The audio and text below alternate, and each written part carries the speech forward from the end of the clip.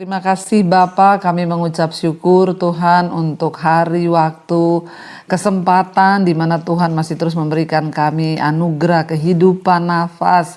Kami bersyukur semua karena kemurahan Tuhan. Bahkan hari ini kami boleh berjumpa kembali di Mesbah Doa. Tuhan memberkati, biarlah pujian penyembahan yang kami naikkan sungguh-sungguh keluar dari hati kami Tuhan. Bahwa hidup kami dalam perkenanan-Mu. Kami tahu bahkan nafas hidup yang kami hirup itu semua hanya karena anugerah Tuhan saja. Tuhan mampukan kami untuk terus mengejar perkenanan Tuhan. Hari ini kami mau belajar firman Tuhan. Urapi hamba-Mu yang tidak ada apa-apanya.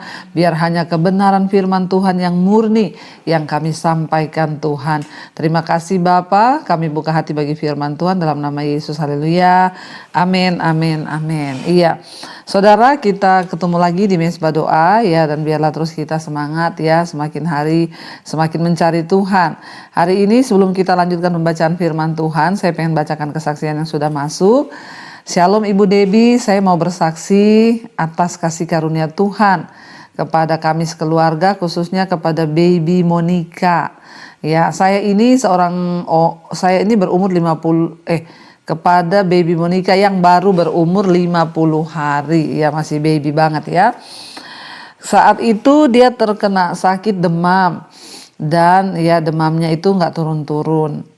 Kami mengucap syukur karena Tuhan menyembuhkan ya, dan kami ucapkan apa yang sering Ibu ajarkan untuk tumpang tangan di kepala baby ya, seperti yang selalu Ibu tiap malam mengajak kita berdoa yang sakit untuk menumpangkan tangan di bagian yang sakit. Saya lakukan itu. Puji Tuhan, demamnya turun Bu, dan kami tidak menggunakan obat ya dari dokter atau obat demam atau obat kimia apapun ya, dan kondisi apalagi sekarang ya jenis obat sirup sekarang kan sangat tidak disarankan. Dan saya juga hanya mengoleskan minyak urapan ya, minyak aromaterapi yang saya percaya juga itu menjadi urapan atas kuasa Tuhan Yesus ya, yang adalah dokter di atas segala dokter, tabib di atas segala tabib, yang sanggup menyembuhkan baby yang baru berumur 50 hari. Bersyukur demam seperti ini memang sudah 2 kali dialami, dan kami pun melakukan seperti yang terus Ibu ajarkan untuk berdoa, mengandalkan Tuhan. Terima kasih Ibu selalu membimbing kami, menuntun, bahkan ya terus memberikan kami kekuatan lewat kebenaran firman Tuhan. Tuhan Yesus ajaib, Tuhan Yesus dahsyat, dan kami percaya bahwa ketika kita berserah kepada Tuhan, ya maka Tuhan adalah sang pemilik kehidupan, Dia yang berdaulat.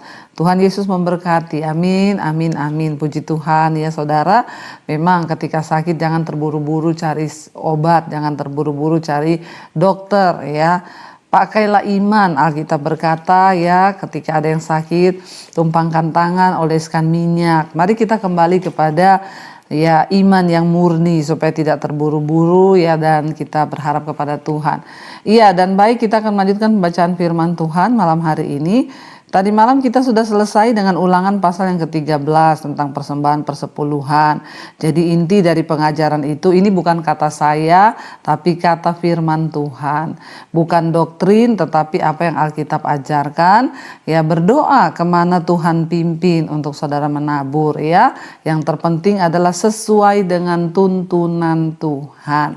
Ya, dan hari ini ya kita akan masuk ya di dalam pengajaran di dalam pembacaan firman Tuhan yang berikutnya. Sekarang kita sudah di ulangan pasal yang ke-15. Tadi malam sudah selesai tentang ya persembahan persepuluhan, ulangan 14, dan hari ini kita masuk pada pasal yang berikutnya, yaitu ulangan pasal yang ke-15. Judul perikopnya di sana adalah tahun penghapusan hutang ya. Ulangan pasal 15. Pada akhir 7 tahun engkau harus mengadakan penghapusan hutang. Inilah cara penghapusan itu. Setiap orang yang berhutang harus menghapuskan apa yang dipinjamkannya kepada sesamanya. Janganlah ia menagih dari sesamanya atau saudaranya, karena telah dimaklumkan penghapusan hutang demi Tuhan. Ya, dari seorang asing boleh kau tagih, tetapi piutangmu kepada saudaramu haruslah kau hapuskan. Iya, saudara, kalau kita melihat di sini ya, Tuhan itu juga mengajarkan kepada bangsa Israel ya, supaya pada akhir 7 tahun ya harus mulai mengadakan penghapusan hutang, terutama ketika kita memberi hutang kepada saudara kita. Ya, di tahun yang ketujuh, ya pada akhir tahun yang ketujuh itu harus dianggap lunas, jangan ditagih. Tapi dikatakan di sini, tetapi kepada orang asing harus, ya boleh kau tagih. Tapi sebenarnya saudara, makanya ya Tuhan itu, sebenarnya firman Tuhan itu mengajarkan kepada kita semua demi kebaikan kita. Contoh Alkitab berkata, ya kita jangan menjadi penanggung sesama. Kalau ada orang mau utang, kalau kita tahu hati kita nggak siap untuk kehilangan uang, ya sebaiknya saudara beri sesuai kapasitas imanmu. Saya selalu mengajarkan ketika ada orang, ya saya pun melakukan itu. Misalnya orang datang, ya Bu saya mau pinjam uang ya, atau keluarga 15 juta. Saya tahu misalnya saya tidak siap kehilangan 15 juta. Ya karena ketika kita memberi pinjaman kita sudah harus rela loh. Alkitab berkata ya kita rela dan ya jangan ditagih saudara. Makanya kalau kita beri pinjaman, dia pinjam 15 juta, kalau hatimu tidak siap kehilangan 15 juta, ya kasih sesuai kerelaanmu, misalnya kasih 5 juta. Tapi tidak usah ditagih. Jadi kita sudah ya merelakan saja, karena ya di bangsa Israel pun Tuhan mengatur begitu. Pada tahun yang ketujuh, ya pada akhir tahun, ya akhir 7 tahun, engkau harus mengadakan penghapusan utang. Jadi sebenarnya ya itu untuk kebaikan kita juga saudara, karena kadang-kadang orang itu kalau minjemkan sesuatu ke orang, malah sekarang di orang tuh makanya banyak ngomong lebih galak yang ngutang daripada yang dihutangi ya. Jadi daripada kita lebih stres daripada yang ngutang sudah senang-senang, happy-happy, malah yang diutangi ini kepikiran nagih-nagih nggak dibalikin. Nah itu banyak terjadi dalam kehidupan orang Kristen. Ada yang nagih hutang sampai di Facebook, di Instagram ya. Nagih utang, tolong kembaliin duit yang kamu pinjam gini-gini, kan kita nggak jadi berkat. Tuhan juga mengatur bangsa Israel pada tahun yang ketujuh, di akhir tahun itu ya mereka harus menghanguskan semua hutang. Tidak boleh ditagih dari keluarga, apalagi ya tidak boleh dari sesamanya dan apalagi saudaranya, yaitu sudah dimaklumkan penghapusan hutang demi nama Tuhan. Ya, jadi tidak boleh ditagih saudara. Daripada kita nagih-nagih bikin hilang damai sejahtera, maka lebih baik ya jangan menghutangi, berilah sesuai kapasitas kita, hati kita ya. Ayat yang keempat di sana dikatakan ya, maka tidak ada orang miskin di antaramu, sebab sungguh Tuhan akan memberkati engkau di negeri yang diberikan Tuhan Allahmu kepadamu untuk menjadi milik pusaka. Ya Tuhan berjanji kalau kita ini saling memberkati ya, dan tidak dengan paksaan memberi hutang ke orang ya, apalagi ya nagihnya dengan kekerasan. Tuhan bilang aku akan memberkati engkau supaya tidak ada orang miskin di antara kamu. Ya, jadi Tuhan berkata ya tidak ada orang miskin, asal saja ya dikatakan Tuhan bilang sungguh-sungguh akan memberkati engkau di negeri yang dijanjikan Tuhan kepadamu menjadi milik pusaka. Asal saja engkau mendengarkan baik-baik suara Tuhan Allahmu dan melakukannya dengan setia segenap perintah yang kusampaikan kepadamu pada hari ini. Tuhan berkata, ya asal engkau sungguh-sungguh mendengarkan, maka ya Tuhan yang akan memberkati. Asal setia mendengarkan firman Tuhan, setia tunduk kepada firman. Ayat yang ke-6, apabila Tuhan Allahmu memberkati engkau seperti yang dijanjikannya kepadamu, maka engkau akan memberi pinjaman kepada banyak bangsa, tetapi engkau sendiri tidak akan meminta pinjaman. Engkau akan menguasai banyak bangsa, tetapi mereka tidak akan menguasai engkau. Saudara, ini adalah ciri-ciri orang yang diberkati Tuhan.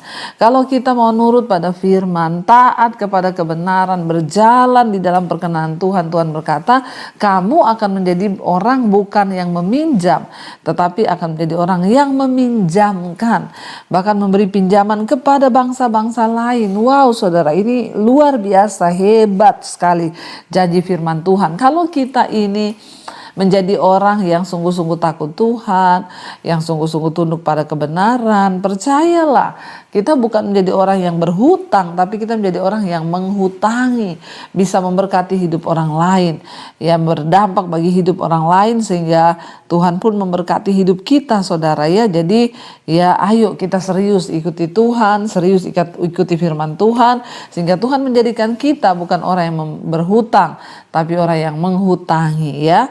Dan biarlah Tuhan terus pakai hidup kita untuk menjadi berkat, dikatakan di sana.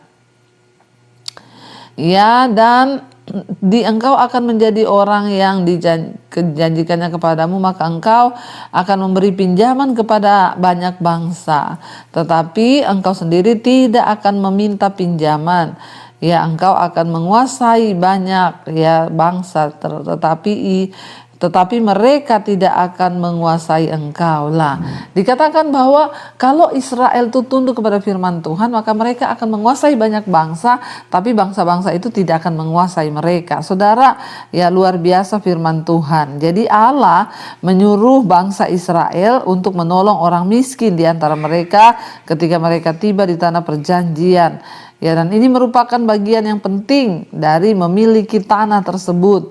Jadi banyak orang menyimpulkan bahwa orang menjadi ya miskin karena suatu kesalahan mereka sendiri. Alasan semacam ini memudahkan orang untuk orang-orang yang kekurangan.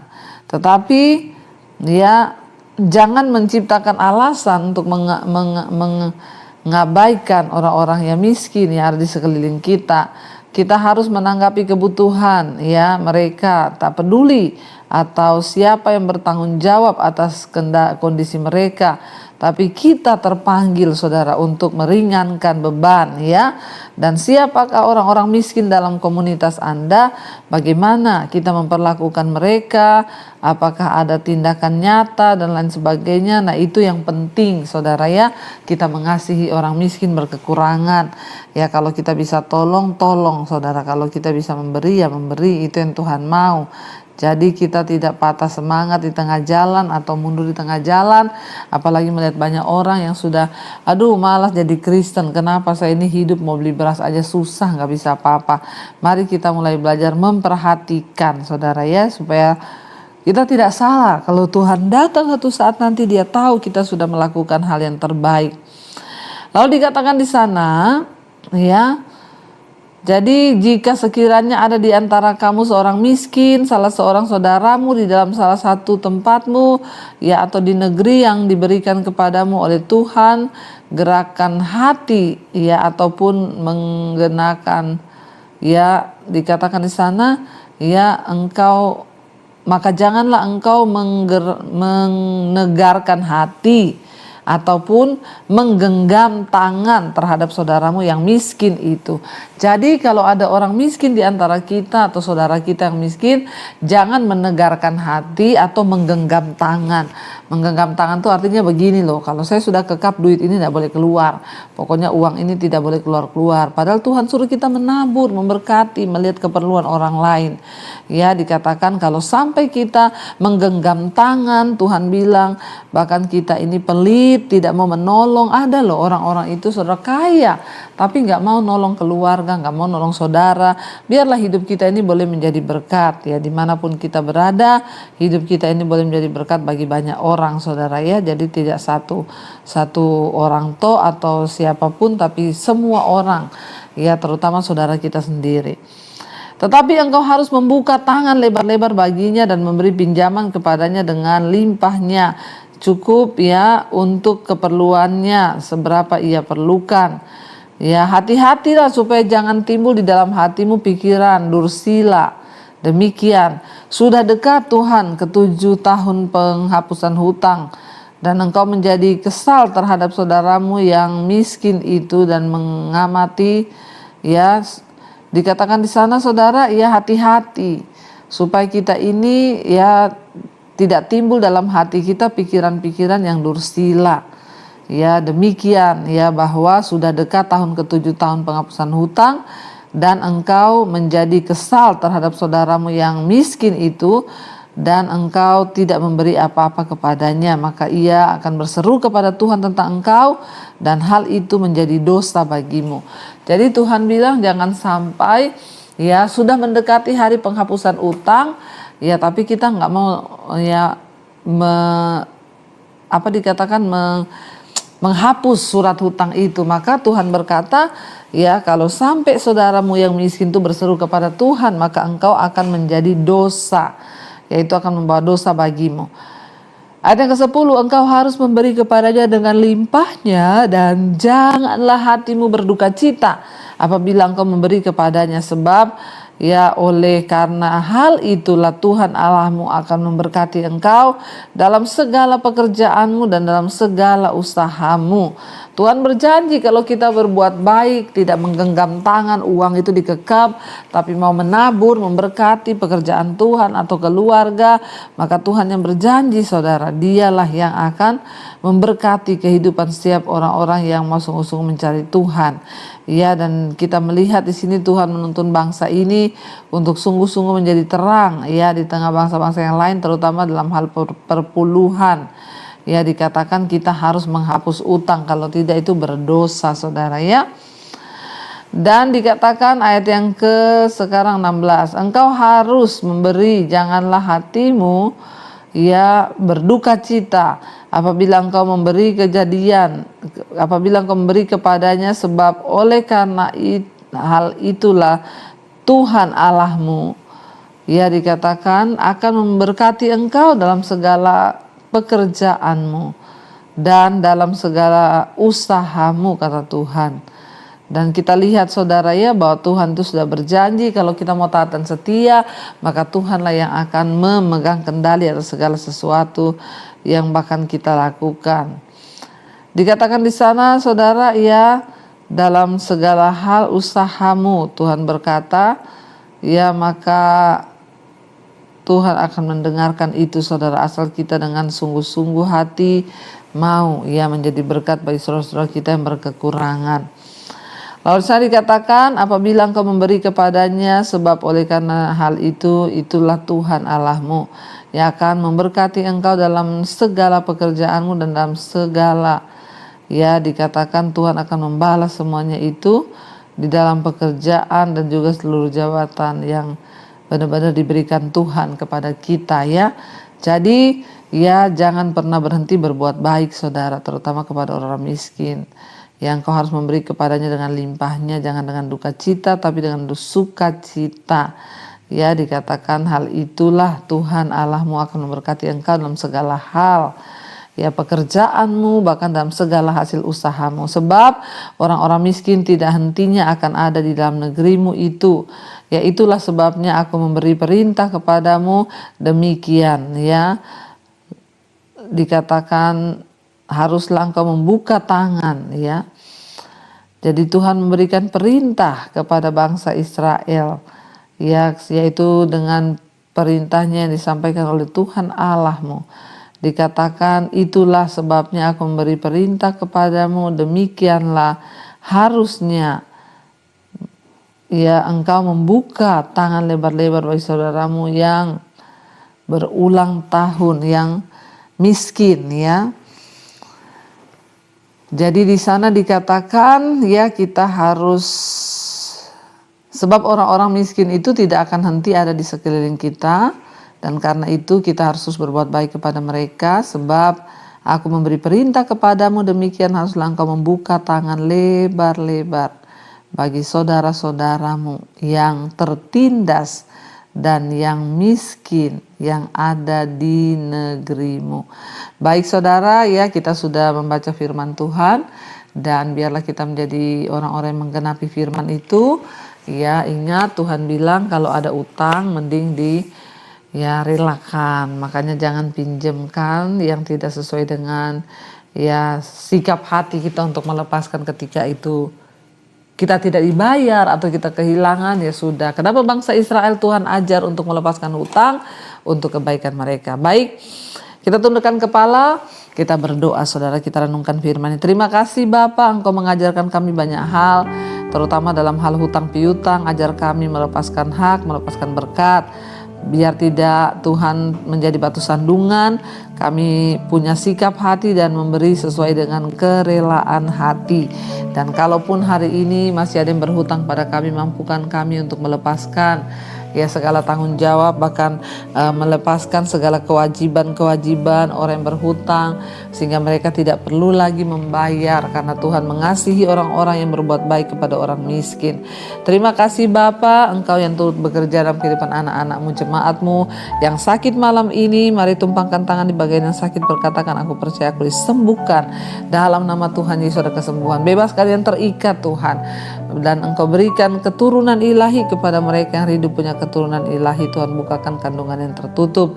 Engkau juga Tuhan yang akan terus memberkati setiap anak-anak-Mu yang berkekurangan, ada masalah dalam hal keuangan. Tuhan mencukupi, dan biarlah semuanya mendatangkan kemuliaan bagi nama Tuhan. Terima kasih Bapa, kami mengucap syukur buat segala kebaikan Tuhan dalam hidup kami. Kami mau tundukkan kepala dan kami mau berdoa senantiasa untuk mereka yang berkekurangan. Tuhan, Engkau yang mencukupi. Saudara-saudara kami mungkin, berikan kami hati yang sungguh-sungguh untuk bisa mengasihi mereka, sehingga nama Tuhan boleh dipermuliakan dalam kehidupan kami.